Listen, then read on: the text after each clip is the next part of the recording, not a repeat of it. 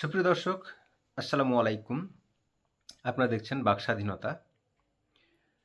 সুপ্রিয় দর্শক, চ্যানেলটি নতুন, আপনাদেরকে সাবস্ক্রাইব করার জন্য বিশেষভাবে অনুরোধ করা যাচ্ছে। সুপ্রিয় দর্শক, আজকে কথা বলবো বিশেষ একটা ইস্যু। আপনারা সবাই জানেন যে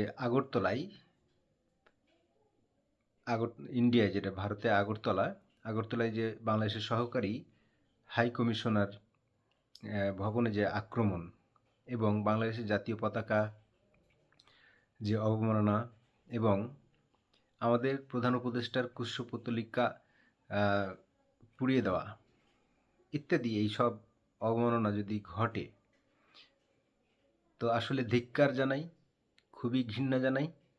কারণ দিন শেষে আমরা যে যাই দল করি, যে যাই মত করি, যে যাই করি না কেন, আমরা কিন্তু বাংলাদেশি। আমাদের হৃদয়ে রক্তক্ষরণ হবে। একটি পতাকা, শুধু একটি পতাকা নয়, এইটি একটি আমাদের দেশের, আমাদের বাংলাদেশের স্বাধীনতা সার্বভৌমত্ব রক্ষা করার জন্য বাংলাদেশের ৩০ লক্ষ মানুষ, ৩০ লক্ষ মা বোন, ৩০ লক্ষ মানুষ সবাই আত্মাহুতি দিয়ে এই একটি পতাকা আমরা অর্জন করেছি। সুতরাং একটি দেশের প্রতীক এই জাতীয় পতাকা অবমাননা হলে আমরা সত্যিই এটা তীব্র নিন্দা তো শুধু জানাবই, আমরা এর সাথে আরও যদি কোনো পদক্ষেপ নেওয়ার থাকে, আমরা সেই পদক্ষেপগুলো সরকারকে নেওয়ার জন্য আহ্বান জানাবো। এই যে এই ঘটনাটা শুরু হয়েছে, মূলত আপনারা জানেন যে ইসকনকে কেন্দ্র করে বা চিন্ময় দাসকে অ্যারেস্ট করার মাধ্যমে পতাকা, বা যেটা চিন্ময় দাসকে অ্যারেস্ট করা হয়েছে যে মামলায়, এটা রাষ্ট্রদ্রোহিতার একটা মামলা। এটা নাকি ছিল জাতীয় পতাকা অবমাননা করার একটা বিষয়। যদিও এই বিষয়টা আসলে সামাজিক যোগাযোগ মাধ্যমে দেখেছি, কে বা কাহারা কীভাবে করেছে আমি জানি না বা দেখিনি। তো অ্যাকচুয়ালি যদি ইসকন কিংবা হিন্দু সম্প্রদায়ের এটা কেউ করে থাকে, সেখানেও তো অবশ্যই নিন্দা জানানোর কিছু আছে। এবং আমাদের ভিতরের একটা ইস্যু, কেউ যদি আমাদের রাষ্ট্রদ্রোহিতা করে, তো আমরা তাকে বলবো সে কোনো দলের নয়। আমরা তাকে বলবো যে রাষ্ট্রদ্রোহিতা যে করতে পারে সে এই রাষ্ট্রেরও কেউ নয়।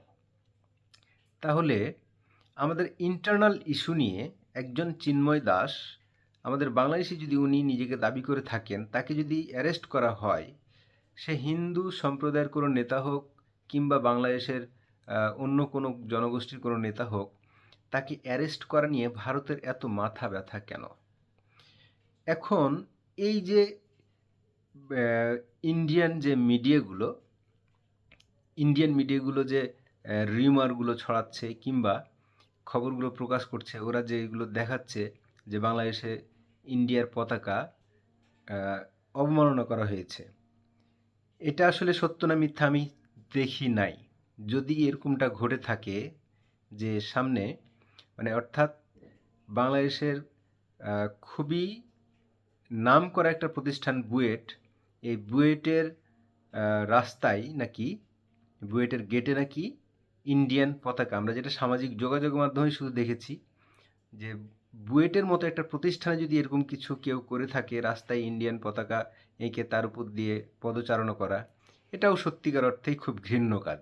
এটাকেও ঘৃণা ভরেই দেখছি এবং এটাও তাদের জাতীয় পতাকা অবমাননার শামিল।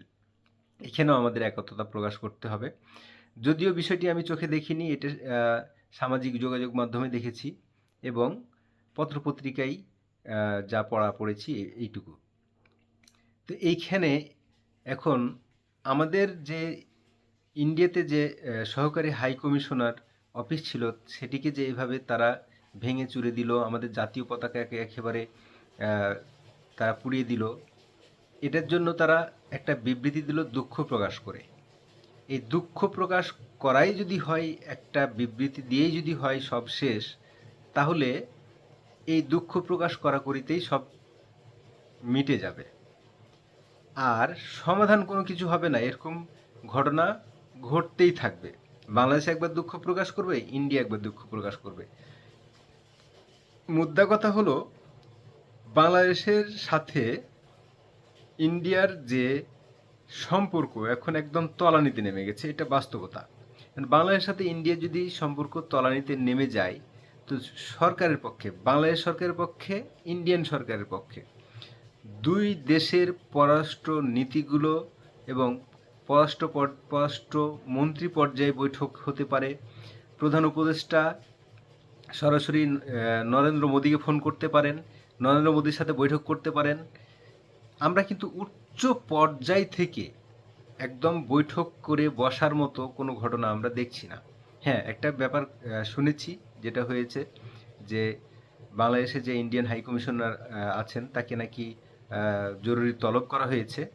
এটা গুড একটা সাইন, কিন্তু এটুকুতে থেমে থাকলে হবে না, এটুকুতে কিচ্ছুই হবে না, বরং এটা ওই মানে চুলকানির উপরে হালকা চুলকি দিয়ে এটা মাতিয়ে দেওয়ার মতো ঘটনা ঘটবে। এটা ঘটনা একেবারে রাষ্ট্র টু রাষ্ট্র, অর্থাৎ আমাদের দেশ, আমরা ছোট হতে পারি কিন্তু স্বাধীন সার্বভৌম একটা দেশের যে স্বাধীন সার্বভৌমত্ব, তার উপরে যে আঘাত, এটা আমরা বরদাস্ত করব না। এবং এটা যে বরদাস্ত করা যাবে না, এটার জন্য দাঁত ভাঙা জবাব যেভাবে দিতে হয় সরকারের উচ্চ পর্যায়ে, এই জবাবটি দিতে হবে। সেখানে কে উস্কানি দিচ্ছে, কে কি করছে, এগুলো পরের কথা। আগে উচ্চ পর্যায়ে এই জিনিসগুলো ঠিকঠাক করতে হবে। আর বাংলাদেশে দেখেন, যতগুলো অরাজক অবস্থা চলছে, দ্রব্যমূল্যের দাম এত অসহনীয়, এরপরে আইন শৃঙ্খলার এত বিশৃঙ্খল অবস্থা, এই ছাত্র একদিন এই কলেজ ভাঙে তো তাদের আবার অন্য গ্রুপ অন্য কলেজ ভাঙে। কি একটা অরাজক একটা অবস্থার মধ্যে দিয়ে যাচ্ছে সরকার, যাচ্ছে দেশ। এর মধ্যে এই ঘটনাগুলো আসলে খুবই সরকারকে বিব্রত করা একটা অবস্থায় ফেলছে, এবং এই সরকারকে তার পরিকল্পনা থেকে, মূল পরিকল্পনাগুলো থেকে দূরে সরিয়ে রাখছে। আখেরে লাভবান হচ্ছে কারা? আখেরে বাংলাদেশ পিছিয়ে যাচ্ছে, বাংলাদেশ আরও তলিয়ে যাচ্ছে, বাংলাদেশ হারিয়ে যাচ্ছে। আখেরে এটা করে লাভটা কার?